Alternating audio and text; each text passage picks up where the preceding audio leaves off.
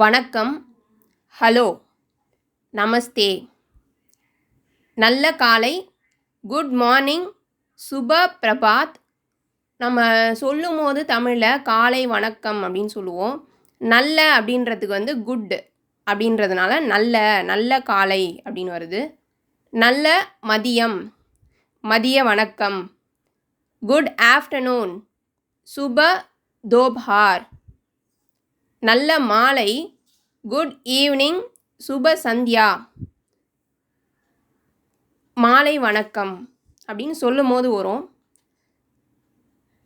நல்ல இரவு, good night, சுப ராத்திரி. இரவு வணக்கம் அப்படின்னு சொல்லிட்டு சொல்லும் போது சொல்லுவோம்.